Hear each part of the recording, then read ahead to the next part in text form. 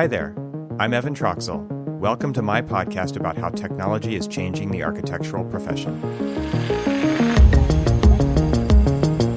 Welcome back to the Troxel Podcast. My name is Evan Troxel, and this week I have a conversation with Lucas Reames of Trimble Consulting, and we talk mostly about their latest initiative, which is the ZeroSixty accelerator program, which is aimed at raising the level of innovation in AEC. So you'll hear a lot about that in this episode, and just to give it a little bit of a history here of how we got to this conversation, Lucas and I have known each other for quite a long time. He was actually a student of mine at Cal Poly Pomona in the architecture program when I was teaching there.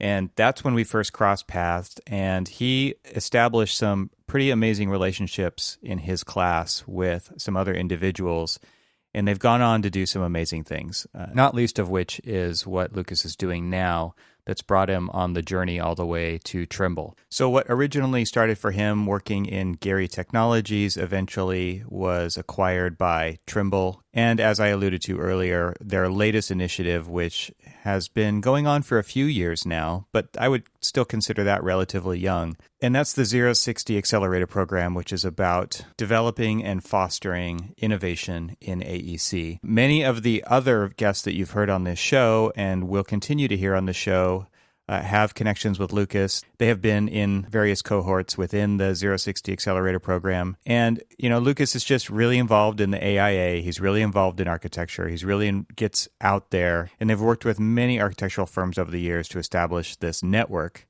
And now they're putting that to great use. So I'm really excited with the work that they're doing. And I'm really excited with their approach to it, which is pretty different and unique compared to most other accelerator programs out there. And in this episode, you'll hear exactly why that is.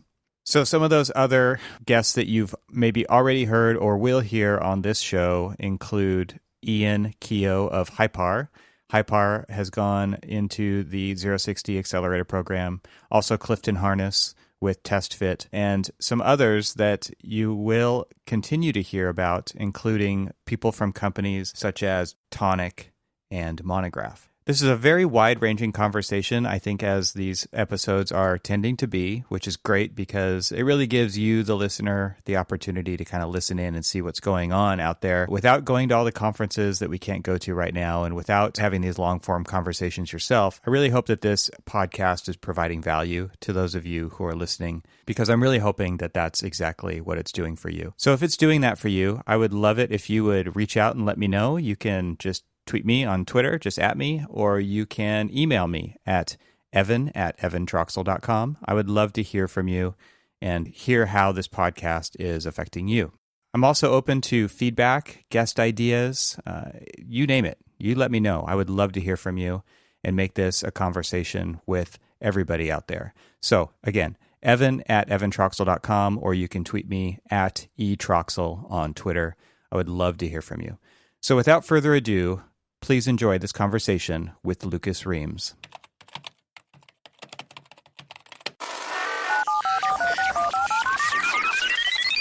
Lucas Reames, welcome to the show. It's great to have you. Hi, Evan. Yeah, thanks for having me. Yeah, it's been a little bit since I think we've seen each other in person, maybe AU last year. I think we might have been at some event. Oh, that's right. It was the Tech Plus event, I think. There we go. Yeah. And then there's various things that I've seen you guys do online. You guys have been hosting some webinars and things like that. There was one that you had like Jam Collective and Evelyn Lee on and people like that. That was really cool. So tell us kind of just what you've been up to and what you've been doing with ZeroSixty and Trimble. And it just seems to me like maybe a little catch up here real quick. Yeah. So I guess probably the latest and greatest is that we just had our last event for our recent ZeroSixty cohort. So I guess maybe for those that don't know, ZeroSixty is an accelerator program within Trimble that helps sort of provide a platform for entrepreneurs in the AEC industry to find success. And we've just completed our second cohort, and we're sort of really proud of some of the companies that have been coming out of the first couple of rounds. And right now, I mean, more or less, we're just planning on organizing and defining what the third version of the ZeroSixty accelerator program is, because as part of creating it, has sort of been a test bed for the accelerator itself. There's a lot of different styles of accelerator programs out there, and I think that ours is unique, and we're sort of testing the waters. We've specifically been looking for companies that are at a certain level of maturity so that they could be sort of along for the ride. Mm-hmm. And so you have some of these quote unquote serial entrepreneurs like folks over at Hypar and Join, and so they've been really critical at sort of giving feedback into the accelerator program itself. So we have a lot of different trajectories that we could take it for the third cohort, and I think that's sort of what's going on internally with our team right now. That's awesome. So can you explain what a cohort is, just so that people understand what do you mean when you say that? Yeah, well, a cohort is the group that's engaged in a certain round of the accelerator, and like I mentioned, all accelerator programs are different. In our case, just the bones of it it's equity free, meaning that we're not taking any ownership in any of the companies, and I think that's an important stance that we're taking at this time. And I think it sort of breaks down a lot of barriers that some companies would see going into certain sort of cohort environments. And in our case, we're providing technical resources, whether it be access to either various technologies, softwares, but also human technical resources, marketing resources, those sorts of things. Every company that's engaged is at sort of a different stage in their career. Some of them have really solid business plans. Some of them are looking to get feedback into those business plans. Some of them are looking to expand their customer base. Some are looking for sort of fundamental technology aspects on how they would implement with their products. So there's all these different sort of interests from each of the cohorts, and what we do is over a period of, initially it was 3 months with this recent one with the hiccup of COVID, we extended it quite a bit, but over a specific period of time, we would have a structured program that would have a starting point when the company would enter into the cohort, and then an ending point, and what are the specific goals. And like I said, each of the goals might be slightly different for each. And so, like, stepping back, big picture, the whole point of an accelerator program targeted at AEC with ZeroSixty, why you started to do this in the first place, is you're looking for companies who are interested in changing the profession through technology. Yeah, and I guess if you do want to like take a step back, really what it comes down to, at least our original interest, is that we're within Trimble Consulting. We came through the Gary Technologies acquisition, so we have a history of working with Gary partners, and that's sort of our where we came from. That's our heritage. And Frank and what he does over at Gary Partners, he really sort of paved the way for how a lot of architects can practice, and the level of technology that can be used on a project, and how you can have a high level of control over complex design. And so there's a lot of innovation done there. There's innovation, around the 3D space, around robotics and computer-aided manufacturing. There's innovation around how architects and designers work with fabricators and suppliers, and giving the architect more leverage into the actual final result of the end process using technology. And so there's this real history of innovation.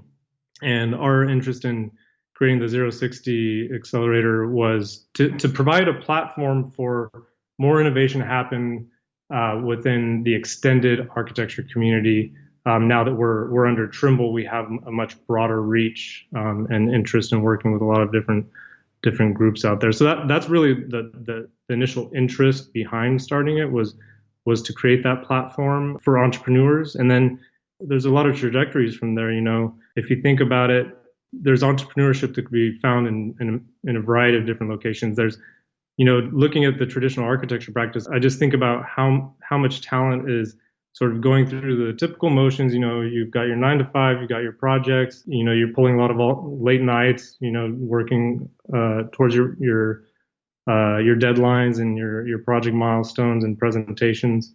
And then there's a lot of innovation that's happening, but it's happening in these quote unquote silos, in these pockets. And there may be some very talented individuals that maybe don't have a support structure that they could really explore some of these ideas. And some firms try to, provide additional time or maybe some organized programs for their employees to take some interesting innovations that are coming out of projects.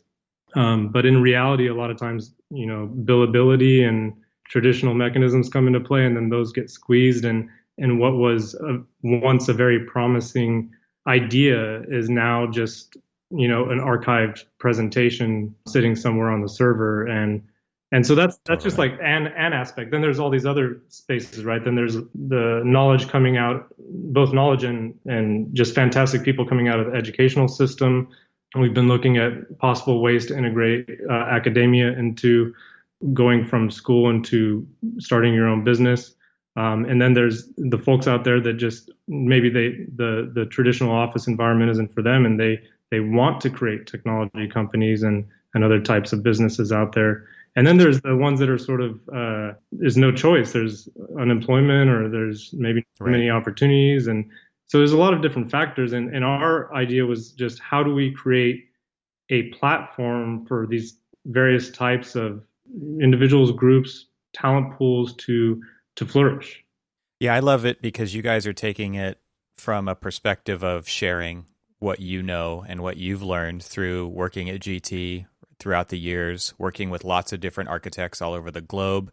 You guys kind of had like this skunkworks vibe, right? Where and GT's still a thing, right? I mean, you guys still have teams that go out and do special ops for architects out there? Absolutely. Yeah. So, I mean, I would imagine that you absorb a lot of what they're doing, but they're absorbing a lot of what you're doing.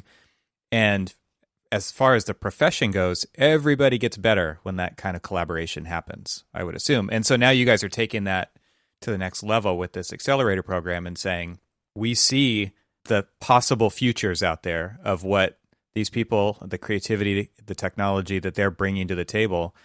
How can you help them not have to start from scratch every single time? I would assume that, like, coming from it from that perspective, they get a lot out of it because you guys are offering this up by accepting them into the program, but you're probably getting a lot out of it too. I mean, that it's always going to be a two-way street.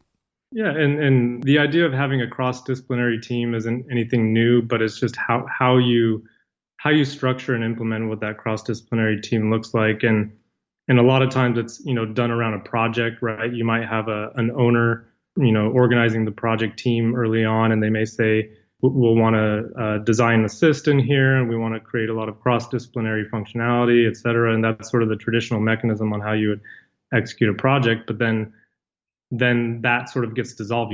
These major projects out there come together. There are a lot of different players that are sort of created in this sort of arranged marriage, so to speak, and right. and then they dissolve when they're done, and everyone goes their own ways. And maybe they have some learning experiences, but now you're into a new cross-disciplinary team. And so in our practice, what we do is we try to take the repeat processes and the executable technologies that allow cross-disciplinary teams to be productive. And then from the accelerator perspective, it's the same thing. And it's not necessarily just that we have the knowledge and resources. It's actually the peer network. After our first cohort, we had a survey done to see, what was the value that everyone felt that was provided, and just overall feedback from the first round. And one of the major things was just having that peer network of like-minded entrepreneurs that they normally wouldn't have a platform to touch base with on a regular occurrence. Yeah, so you guys have created a community there, right, of kind of similarly, like you said, like-minded or like-purpose people. A community of peers, but then also an extended sort of professional network. We've also been engaging and inviting outside companies and organizations to participate in some feedback sessions and some of the business mapping sessions. And I think that everyone sort of is realizing that once you sort of like, you take the sales process out of the conversation, because that's how normally things would be done, right? You would have a new company and they need some cash flow and they're looking for some early adopters. So they reach out to, the ENR top 400 or whatever. And it's a sales process. And, right. And what ZeroSixty does, I think, is just take that sort of across the table perspective out of it. And let's just talk about the ideas, the technologies, the workflow, what is this really meant to do? And it just engages a part of the brain that that I think needs to be done if you're looking at innovation and entrepreneurship. And so I think not just the peer-to-peer network, but also some of these outside organizations, and then we've brought a lot of bright minds within Trimble to help support. And I think that's really one of the biggest benefits, is just having that, like we said, cross-disciplinary, disarmed conversation around how we can actually make real improvements on things that we're looking to. And then that way people can give real open, candid feedback. Say, hey, this thing that you're looking at is, from our perspective, seems a little misguided. If you look over here, that's where the real value will be. Mm. So they're bringing that experience, and that's, I can imagine that being super helpful. So, okay, so you guys have had how many companies go through so far? We've had 7. The first round was 3, and the second round was 4. And also another key difference was the idea was that we would be focused around Los Angeles, and we would actually be in a communal space. There's so much interest, even worldwide, that we ended up having the second round to be decentralized, which has its own sets of benefits and challenges around it. But I think all in all, both have been positive, and will likely, particularly even with COVID-19 and everything else going on, will likely have the third round be not remote, but distributed. Yeah. Okay. So out of the 7, could you talk about maybe what you would consider to be personally for you? Like, what are some of the most exciting things that you've seen go through the system so far?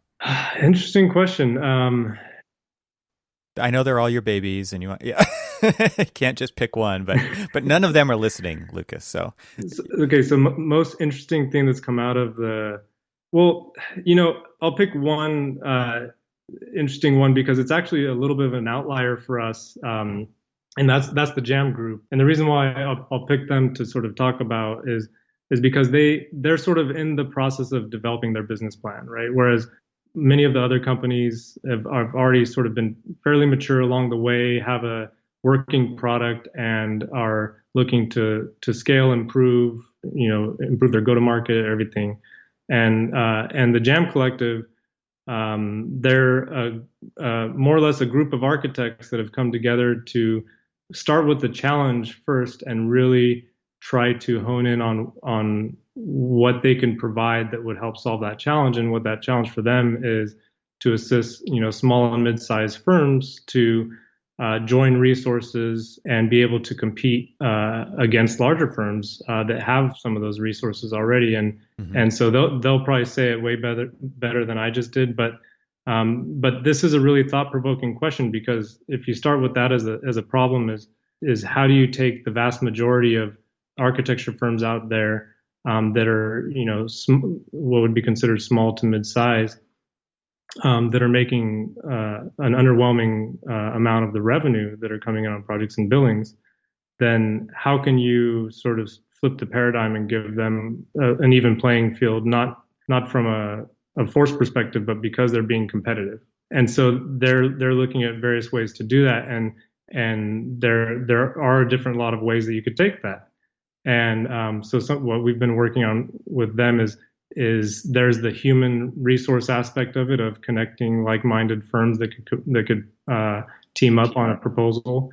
But then there's also how technology can play in that. And if you don't have, the 500-person firm with all your HR resources and et cetera, and marketing and biz dev, how can technology maybe play a role to help give you some of that? And there's a lot of that at play. So, that's just interesting conversations to have.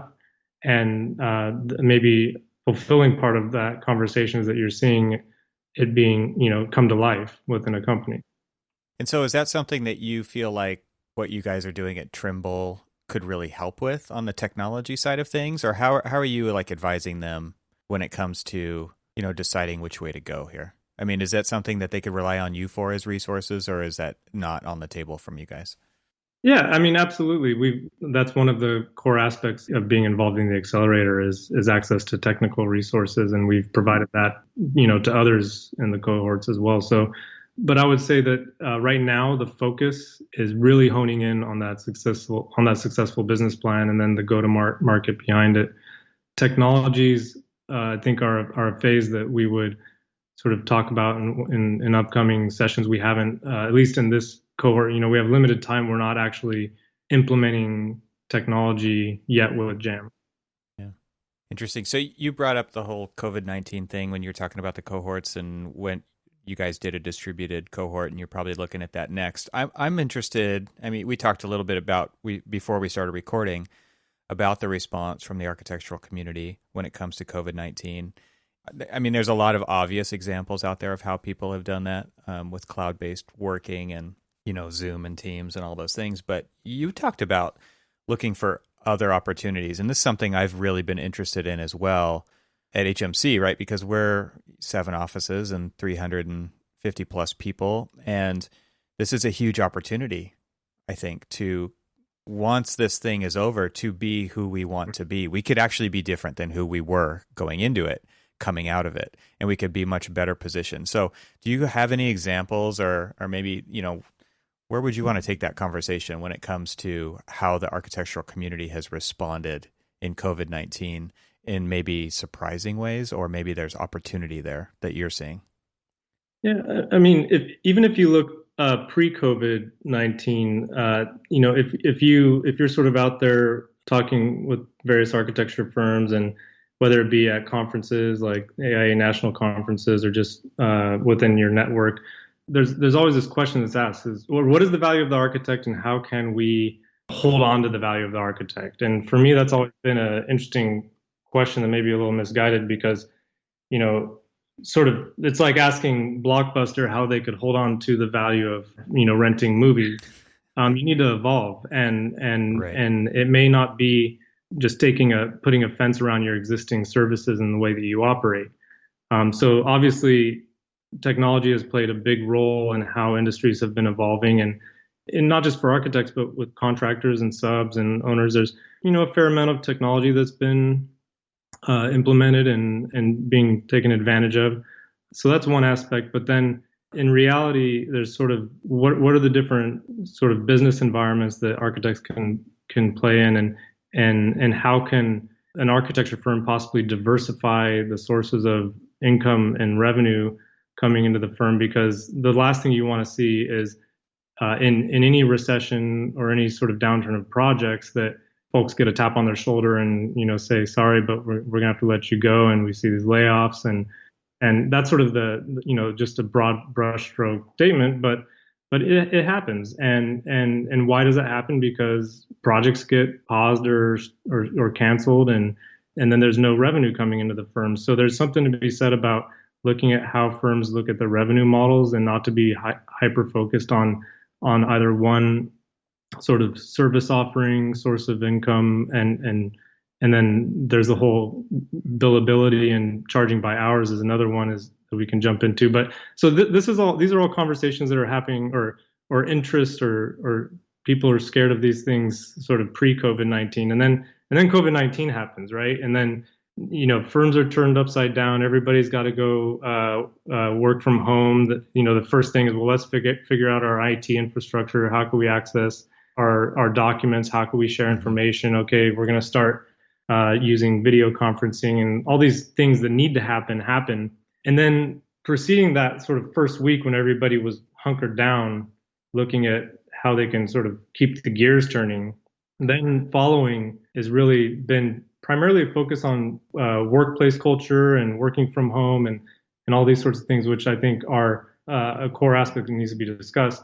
But I guess from my perspective, it's been hyper focused on that, and maybe not some of these other things, looking at some of the opportunities on how we can come out of COVID-19. And I would like to see the extended architecture community see how we can leapfrog, and maybe if we have been behind in certain aspects, how we can take this as an opportunity to take 2 steps ahead when we come out of it. And that's looking at different business offerings, whether it be technologies, I think low-hanging fruit, because there's a lot of interesting ways that firms are using technology. There's maybe looking at, for architects to be involved in buildings beyond just providing construction documents set. And we also fall in the trap of thinking about buildings or architects and owners and contractors as this general statement. But in reality, there's different markets, there's different building typologies, there's different regions, there's various specialties. I mean, the building industry is so big that there's so many opportunities to sort of put your stake in the ground a little bit further out than what you're normally used to. It seems to me like most architects come to answer almost every question with, it needing to be a building. And it seems like there's, like you said, the field is so huge. There's so many other options out there that we could be providing value with. And I think, you said, like, I actually have a slide in one of my presentations that, and I'm sure this is not original, so I can't remember where it came from. But, the wrong question is what is the changing value of the architect? The right question is, what do people who own or are building buildings need? Because that's where our expertise is. And you can look at that from, not everybody needs a new building. Not everybody even needs to remodel their building. There's so many other things going on there. I've got a campus full of buildings. What do I do with them? All of a sudden, half those buildings are empty. What am I going to do with them? And you could start being a matchmaker for them to rent space out for different tenants. There's lots of ways that this whole thing could shift around. Like, I can't tell you how many empty storefronts there are now that I see when I drive around. One of the ideas that we've had in our company is like, okay, well, city infrastructure is totally screwed right now because you can't have large gatherings anywhere. So what if you just have pop-up shops everywhere for city services? Put those services closer to the people who need them. Instead of having everybody come to one place, distribute that and use those spaces effectively when you need to, right? It doesn't always need to stay like that. So I do think that we tend to get tunnel vision around the type of work that we do, and it is very hard for people to shift gears. But I think those who can shift gears and start to think about these things differently are going to come out in a much better position on the other side of this. And it is kind of hard to turn the ship, right? Because you have to think about it in the perspective of, if you're a firm providing, you specialize in this area and you do design development, construction documents. It's kind of hard to say, okay, well, how do we support a pop-up shop that's happening next week, right? It's a completely different mindset. Yep. But I think that's the disruption that needs to happen, and that conversation could be happening as firms are planning during this crisis and how to come out of it. Yeah, definitely. So, I mean, have you seen any good examples of architects expanding into other service areas that you're talking about? I think in our last session that we had in our closeout cohort, there was a long conversation around sort of architect as developer, and there's sort of I think pluses and minuses to that as a model. I think that there's been some cases where firms are looking at building sort of in-house technology groups in a way, maybe kind of how Gary Technologies started, but this time more focused on product, whereas we eventually became a group of people that would work on projects and solve sort of these major challenges. And a lot of these firms are out there now looking at building in-house technologies and possibly selling those or spinning them off into their own companies. So I think there's a lot to be said around that. Yeah, it seems to me like that's a kind of a natural thing, right? You're going to definitely find a group of passionate people in a company that's medium to large size that is going to want to pursue that. And maybe with a lack of work in one area, there is the bandwidth to transfer that into something else, like you're talking about, and spin it off and make it its own thing. That seems interesting to me. Yeah, and if you think about, that's why I brought up Jam's model earlier on, because they're looking at connecting the right resources for the right project at the right time, and their motive is, once again, to help give this platform to small to mid-sized firms that don't normally have those resources. But you could also apply that logic to larger firms, right? I mean, we see a lot of owners starting to bring in architects in-house and it really expanding in that space, not necessarily for architectural services, but just because of the knowledge that they provide. So there's a clear need to have the knowledge of architects sort of spread beyond just the design process. So if there's a way for firms to do that and be flexible and find those sort of right timed opportunities, then it could be done before design and it could be done after design. Yeah, I think that's something that I think about a lot, is how does the whole profession move forward? And I would think that, things like ZeroSixty and things like Jam and, startups like Hypar where they're trying to create platforms for everybody to use or create communities around those, like-minded people and like-purposed trajectories, things like that, to share information in a much better way so that the whole profession, or at least, people who opt into it, get to do that together. And that to me has been a huge stumbling block for our profession because it has been so inherently introverted and focused on intellectual property and that secret sauce, and that's all ours and we can't share that. And then you see every firm inventing the exact same tools to do the exact same things. That's just a terrible process to witness happening with all these firms. And I mean, as I sit on the AIA's large firm roundtable for the technology side of things, every firm is like raising their hand. Yep, we made that tool as well. Yep, we made it as well. And it's like, well, what if we started doing these together, right? What if it seems obvious, right? But creating a set of standards for the profession to live by rather than every firm doing it on its own. And beyond just these various firms, I mean, even just the folks in the sort of extended community, like yourself and all the others, sort of providing a platform for the conversation to happen. I've been along for the ride, and I've been listening to a lot of podcasts like this one and others, and sort of web platforms where there's discussions happening, whether it be, practice of architecture or various Facebook communities. And I think that without platforms like this, from a communications perspective, we would be even much more behind. So I think in a way we're sort of like just, we're pulling back the curtain a little bit, and pretty soon I think the sunshine's going to come all the way in.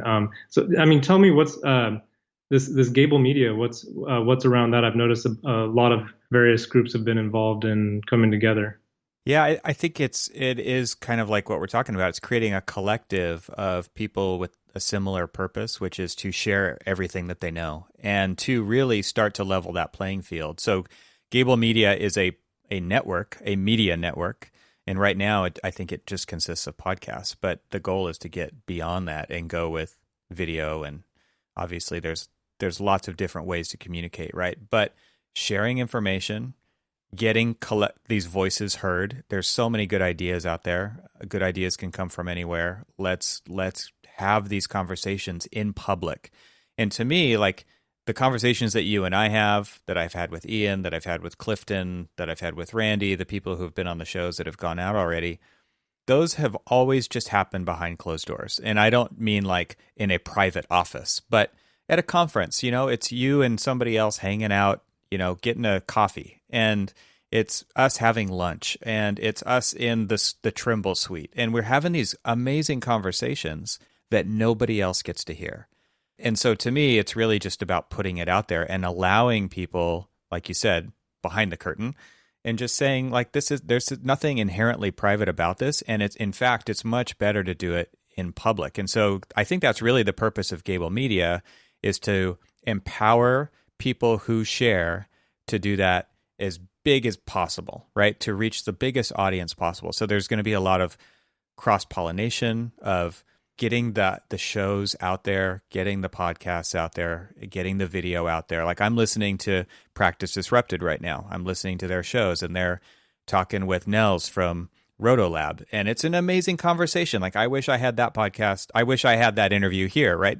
But I'm so glad that they're having that, because everybody has these different connections, and this gives us a place to kind of put all that together and create a really well-rounded place for people to go to get information on architecture within the architectural community. So it becomes kind of this library of sorts, right?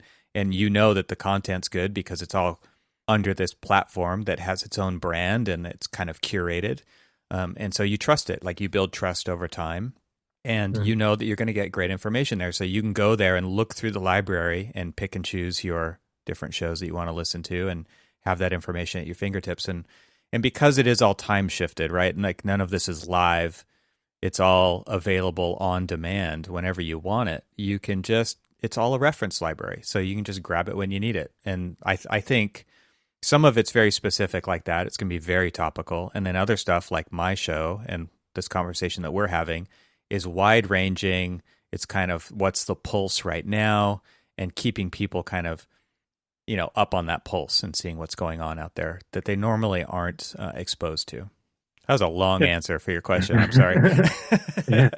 No, it's fine. And I think that the key takeaway that I have is that you all are leading by example, and then hopefully there will be it'll influence firm leaders to see, okay, there's a lot of folks out there that are sharing information and communicating and helping try to solve some of our challenges. Maybe we could be more open to it. Right. So there's that aspect is kind of like the in-house community side of things, which is our practice. But then, because really this is about conversation and sharing knowledge, I think that we have a lot to learn from other industries still. And so it'd be interesting to see other, representation from outside industries come into a lot of our events, because whether they be podcasts or events or whatever, there is a lot of inbreeding amongst the architecture community. We talk a lot to ourselves. So I think both the communication from us to learn from, let's say, manufacturing industries or even developers for that matter, they're close enough, or other sort of technology related industries, we could provide value from. But then also it's the other side of the way that we could also, impart maybe some of what we know onto those industries as well. Yep, I totally agree. I love that you put that out there, because it's something I think about a lot, which is that it just shows that it's okay to share this information, right? Really good things come from sharing this information. Opportunities come up from sharing this information. And it's actually doing a disservice to you to hang on to it all and hang on to it really tightly. Like you said earlier when you were talking about Blockbuster, right? Like how are they going to hang on to the video rental business? Like there's no point. You might as well just let go, right? And I kind of feel like that with all this information. There's a reason why reality shows are so popular, right? Everybody wants to disengage from what they do and learn about something else, and they want the behind the scenes look at it. And I feel like podcasts and YouTube, and those are great ways for people to get exposed to architecture and the business of architecture, the design of architecture, how buildings work. What do designers pay attention to when they're working on projects, like the psychology of that? I think there's so much information there that could be shared that people would be so interested in, that would get them more into architecture, that would be great for the profession. And so there's so many opportunities there. Like my mind's running wild right now. Yeah, well, there is opportunity, or there is something to be said around the knowledge that you have or your firm has. That's why somebody wants to hire you, right? So there is the competitive advantage of having something that somebody wants that nobody else has. Now, I think the way that I would spin that is to say how much of what we know and have is actually really unique. I think we would find out that not much of it is, and the part that is, there's other ways to leverage that than just to keep it quiet, right? So one way is to productize it. So I think that's what's interesting about some of the opportunities coming out of Hypar, where if you have different knowledge that you could embed into technology and then sell that as functions, then that's a way for your firm to start gaining income and revenue off of your knowledge or individual, whatever you're representing. That's not a design contract, right? So there's your knowledge, and you're leveraging that for value. That's an absolutely fantastic example, because, and it might not be something that you would make a ton of money off of, but it's more than zero. And if you're another firm who's starting up, who doesn't have to spend all the time and the hours and the education to figure out how to do that exact same thing, of course they're just going to pick the easier way to do it, which is the work that you've already done.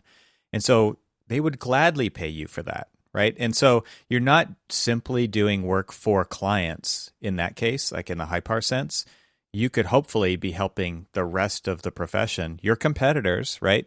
In some cases, but usually they're not your competitors. Usually they're in completely different locations in different markets and things like that.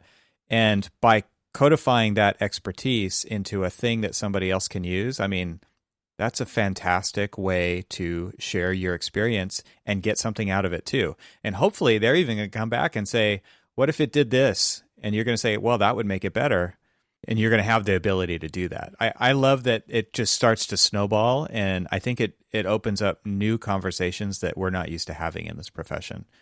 Yeah, and it goes back to, a building owner is not in business to hire architects or to develop drawings. They're in business to have a building and to operate whatever their business is. Yeah. There's constant pressures to become more efficient, to have better products, all the typical levers that everyone's trying to pull, and tighter schedules, all these typical things. And with all these pressures, if you could have a competitive landscape where you can make things more efficient, it's really an industry problem, right? Because if we don't make the profession more efficient and be able to be competitive in this industry, then these building owners are going to look elsewhere. Yeah. And I think for the most part, they don't care what software you're using, right? They don't care what tools you use to get the job done.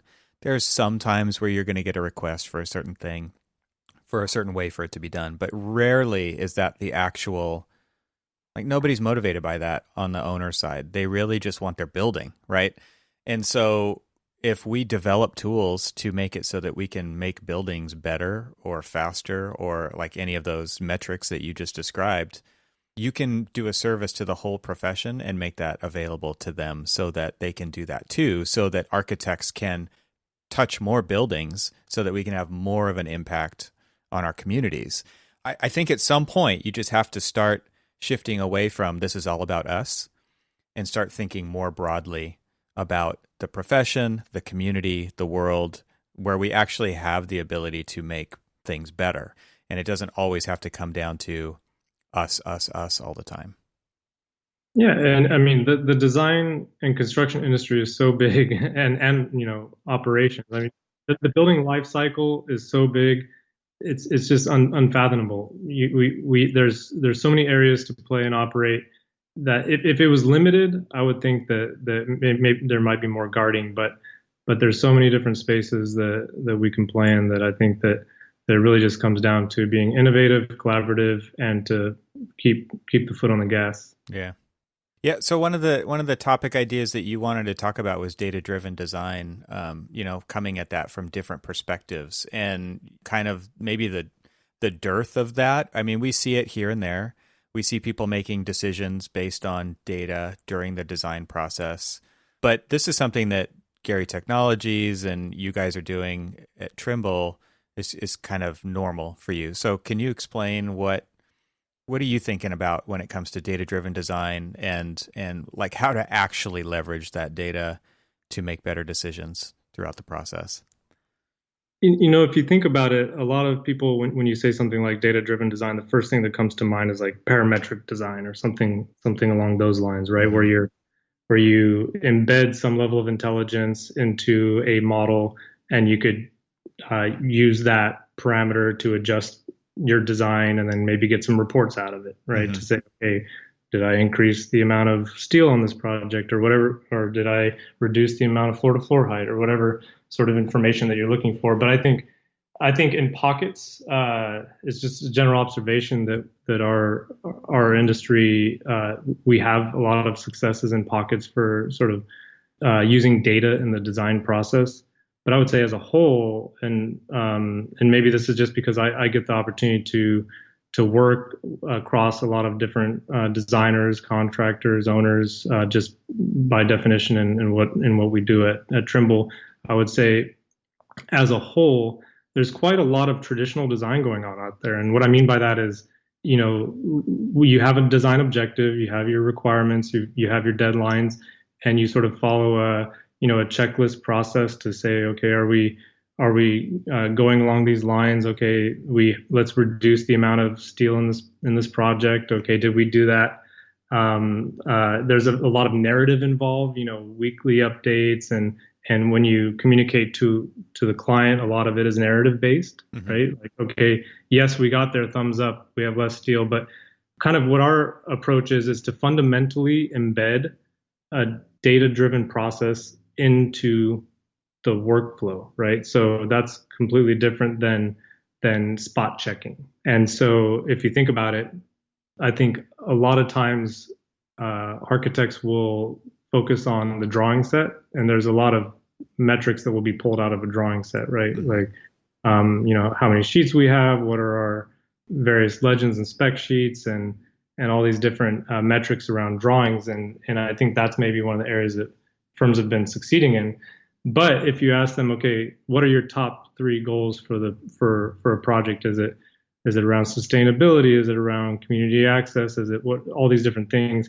First of all, having the ability to convert those major overall project goals into something that could be measured, Mm-hmm. right? And then taking those measurements and creating a structured data set around those measurements that you can then have a live temperature of the project and understand if you're getting towards where you're trying to accomplish. And if you think about it, and this goes back to some of the conversations about billability and how we charge as architects, and a lot of times you'll see the average sort of junior architect out there is sort of working up against a deadline, and you're staying all night the last couple of nights right before a deadline. Well, why is that? Why is that always the case? Because there's more time. You got to use it. Yeah. You have to. So then that's the question: is if you were to replace knowing how far along you are with a project with from a deadline to quantity of what? Quantity of design development. Right. How would you do that? Mm-hmm. I think that's the question. Interesting. One of the things that you brought up back when you were guest lecturing in my class is the idea of structured data and data smog, right? And I think that was the first time I had heard that term was when you mentioned that. And so can you explain that concept? Because the reason I bring it up is because you're talking about driving design decisions and goals and measuring against them. And I think most architects suck at structured data, right? Like every project's a little different. We name things differently. It's very hard to do comparative analysis between two projects, let alone 50 projects. So, and I guess I'm coming at this from like, why is that important to have structured data? Because I think more times than not, we're seeing data smog. Well, it's important if you want to use it. Yes. And that goes back to my initial sort of statement was, if you want to use data to have insight to track towards some of your major goals for your project, then it has to be structured, right? Yep. So if it's, let's look at what some reasons why it might not be structured, or in a format that would allow you to use it for analysis and for benchmarking and whatnot. One would be sort of the business as usual model, and this is probably one of the most things that we see, which is you're using these technologies typically out of the box. Mm-hmm. They may be, have sort of data sources that are assumed by technology companies. They may have bad information. They may have missing information. They may be spotty. So if you just sort of operate as this business as usual, okay, let's use this software for this purpose. Let's use this software for that purpose. You're going to end up with all of these different sort of poorly formed data structures within a project. And that's sort of human nature for a lot of these project execution teams is you'll just pick up a software, open it up and start using it. And then you're sort of stuck just with the data as is. So that's one sort of challenge. Then another challenge would be the fact that, SaaS, or the ability to maybe test software out quickly and easily on the internet, rather than the older models where you'd have to call in or buy a DVD and install it and spend hours and hours to get a software going. Right. Now it's the barrier to entry for software has been extremely reduced. Mm-hmm. So you could be up and going on a new software platform for your project sometimes within a matter of minutes. And although that's good, what it means is that firms are testing out different platforms, and then that leads to data silos. Only some people have been testing it, others have not. Right. Whatever the end result may be, but it's generally not healthy to have 500 different freemium software platforms sort of on your project in these various spots along the life cycle. Right. Yeah, it's interesting because One of the things that comes up a lot in different conferences is the buzzwords like AI and ML, and big data. And I would argue, and I've heard it argued many times, that architects don't understand the meaning of big data because we don't have it. We like the term because it's a industry buzzword right now, but if we can't even compare two models together because they have a different data set, different naming schemas, different database platforms that they're writing to, and you can't tie it all together, how are you going to do that with 100? And even then, it's not big data, right? You're talking about tying the entire industry together to actually get big data where things can be learned from by a machine to help you make those decisions. So, I guess what that comes back to, and I'll just pose this for you, is what's the point, right? If you never have enough data to make a decision off of, or if you have all these unstructured data smog silos, how does somebody even begin? And I think I'm just asking the question I think a lot of firms ask is, what's the point? Because it's going to take so much effort. Well, the first thing would be to not try to use data because it exists, right? So let's not start with the mechanism. Let's start with the question. So, and sorry, this might be the consultant in me, right? So, what are the goals of what we're trying to do, whether it be firm wide or whether it be from a project perspective, and I think everything has to roll up to that, because otherwise, you're just spending resources on something that may not be beneficial to what you're trying to accomplish. So we'll always start with the goal, and then once those are clearly defined, the way you use data to either help you make progress towards those goals, or even track if you're trending in the right direction or not. I think that's the real sort of meat of the question, and then it comes down to looking at what is existing within sort of the current ecosystem, the sort of current state, and then what is the map towards the future state, right? So, and then everybody's along this sort of journey at different phases. There may be some firms that are actually pretty close to what they're trying to get towards their future state, and they just got a couple of small roadblocks. Or you may have some that are saying, hey, if these are our top 3 goals as a company, and if you look at our tech stack, it's a mess, then there might be some major overhauls that need to be done. But then it comes down to having either in-house resources and understanding of how to do those overhauls, or to look for sort of specialists and experts to help along the way. But I think it 100% comes down to what's trying to be accomplished, and to be realistic, and that way you at least know, are you anywhere near where you want to be? And if not, what are the things that you need to do to get there? Yeah, I think, to answer my own question, one of the big things that people have to decide is, do you want to get better? And if you want to get better, how are you going to measure getting better? And that has to do on the project level, it has to do on the staffing level, it has to do on the industry level or the business level. There's so many different places where that can matter. And, the old adage is that, you can't manage it if you don't measure it. And to your point, you don't just measure everything, because you're not going to manage everything. You got to pick your top 3 things or whatever. But if you don't measure it, you don't even have the option of using that data to help make you better. It's just a feeling, right? And feelings, I'm pretty sure that the client doesn't care about your feelings, right? And so when it comes, I guess the reason I bring up clients is because I think that proving design decisions is going to be a requirement based on the data, and clients are going to be expecting that, not just asking for it, but fully expecting that. So when it comes to it, you're going to make a decision, and you're going to have to be able to point at the data and say, here's why we made that decision. You can't just say, well, it's based on my previous experience on these many projects. Sometimes that'll be okay as an answer, but I don't think in the future that's really going to matter so much anymore, right? They're going to put that in the feelings category, and they were going to want to see the data category. Why did you decide this at that time, right? And you're going to have to be able to point at it and prove it. Yeah, and why wait until it's a requirement? Because totally. It could take some time. Everybody has different sort of working styles, and different clients may have different working styles, and why wait until everyone's backs are up against the wall and saying, by the way, you need to show us the proof Right. and or else, we're not going to believe you and we're going to move on to the next.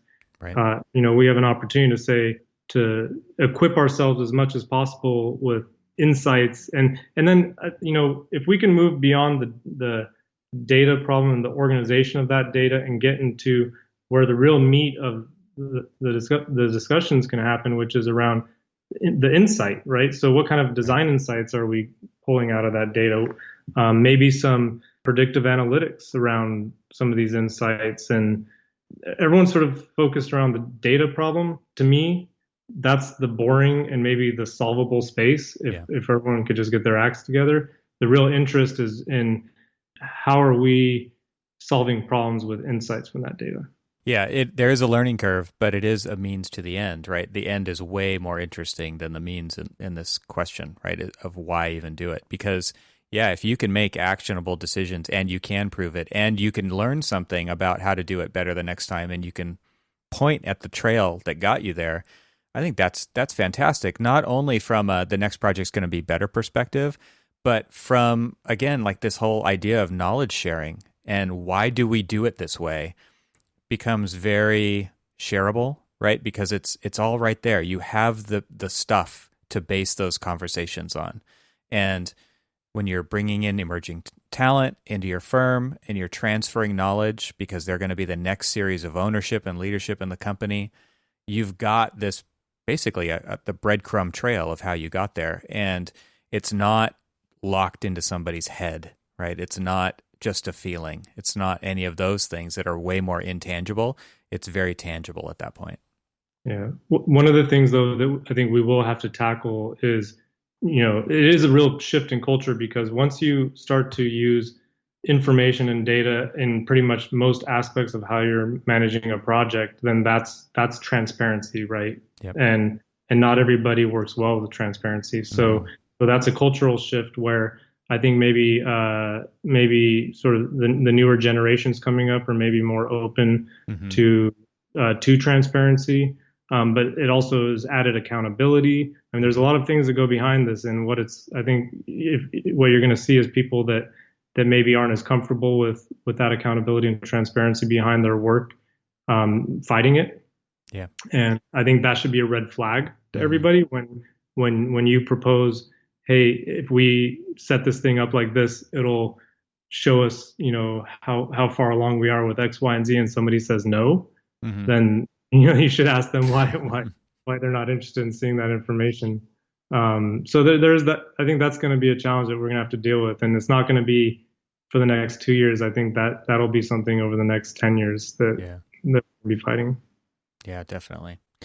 Well, I think that's a great place to kind of start to wind down here. I love to kind of tie these episodes together with some common questions. So if you're up for it, I would love to ask you a few of those now. The first one is, like, what is something that you do, Lucas, that really helps yourself perform better? Like something personal to you that you feel like makes a difference in your life. And it could be tech or analog, physical, digital, doesn't matter. I think that everybody's kind of got something that they do, and maybe it's a lot of things, but just pick one. There's a couple of maybe tactical things, like the use of OKRs and looking at key results. I think it's always good to have the bigger picture in mind and what you're trying to accomplish, over a specific time frame, and then tying that to key. Am I getting there in my own life and in business and along the way? That way you have markers that let you know if you're generally drifting in the right direction or not. But I'd say, especially during these coronavirus times, staying active from a performance perspective. Maybe if there's something big coming up, a good workout in advance of that event or whatever it may be, and then just staying in the sun and keeping that vitamin D coming in. I think without being active and staying healthy, performance drops. Totally second that. I'm a huge advocate of that as well. And I think I've always done goal setting, but I haven't heard of OKR and key results. Could you go a little bit more into, like, what kind of tools do you use? I mean, even if that's just pen and paper or whatever, but like, what do you do? What kind of questions do you ask yourself, or what kind of metrics do you set for yourself to measure if you're getting there? Yeah, okay, I mean, you could use these types of methods in a variety of ways and different levels of rigor.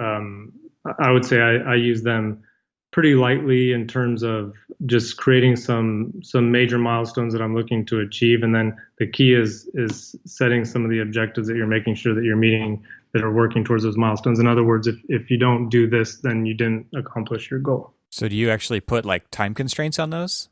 Yeah, and actually, where we're using this kind of the most is my wife is an interior designer. She runs AVR interior design, and this is something that we're implementing mostly within her practice. I help support from the business side of things here and there, and she's in a growth model right now, right? So she left sort of her traditional career and doing sort of multifamily Hmm. and mid-rise, high-rise buildings, and is doing this on her own now. So she's got some growth goals that she's looking for, and so this is an idea would be if you're looking to have this many projects of this order of magnitude, size, budget, what do you need to do to get there, right? So that we would identify the next 3 to 5 things that would happen by this date, and if those things don't happen, like reaching out to this many developers or whatever the metric might be. If that didn't happen, then you're likely not going to see your results. Right. Interesting. That's really cool. And like I said, I've done a lot of goal setting and stuff, but I really feel like if you don't give yourself kind of, like you said, milestones, deadlines, or at least like put a marker out there somehow so that you know that you're on the right path or not, and then you can make adjustments along the way. But if you don't do that, if you just kind of throw it out there too far, how do you know if you're actually getting there? I think that's a good point. So thanks for sharing that. That's really cool. What are you listening to or reading right now? What's influencing Lucas? Listening to all of Gable Media, you guys are on fire. Reading, I've been trying to self-educate more on the real estate side of things. So I've been reading a lot of real estate books, some of the basics, that you get on the ULI reading list. But one that was kind of inspiring, and this is maybe I read maybe a year ago or so, is Architect and Developer by James Petty. And the reason why I say it's inspiring is because it's written by an architect that talks about tangible ways that people can get involved in the development process that are, like I said, are tangible, right? That they're not scary, that you can maybe build some equity, even personal equity. And we have our own project coming up. We're doing a single family home in the desert near LA, and so just various real estate books out there. Some others like How Real Estate Developers Think, and I'm also in a community. I live south of LAX, and I live in a very NIMBY rich community, and it's very interesting because having recently been licensed a couple of years ago, I've been trying to be more active as doing my civic duty and being an architect in my community and going to all these project reviews and being involved in the city council a little bit, and it's very divisive. The NIMBYism is so divisive out there that I'm trying to find a way to approach the community that educates them a little bit more about why developers do the things that they do, and they're not necessarily just developer equals evil, right? Yeah, right. I mean, yes, there may be overdevelopment, but these are the questions to have. Let's not just be black and white.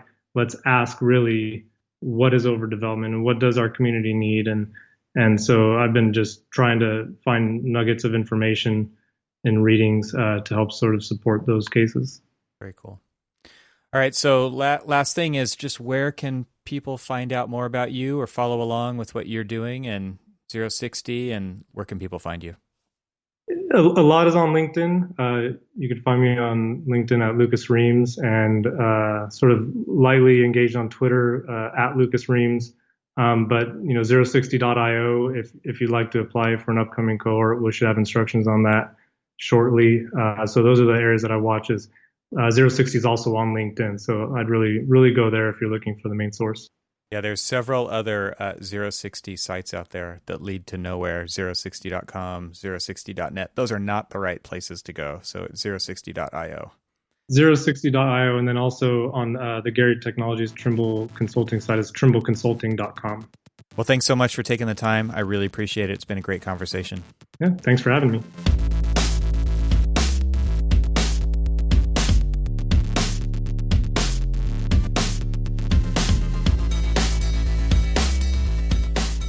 Thanks for hanging out with us today. This show is part of the Gable Media Podcast Network. You can see all the shows at gablemedia.com. That's GABLMEDIA.com. You can help support what I'm doing here by leaving a 5-star review on Apple Podcasts to help get the word out, and of course, share it with your friends. I'd love to hear from you, so leave a comment on the website at trxl.co/podcast, where you can find every episode. You can also follow me on Twitter and Instagram and YouTube. Just search for E. Troxel. Talk to you soon.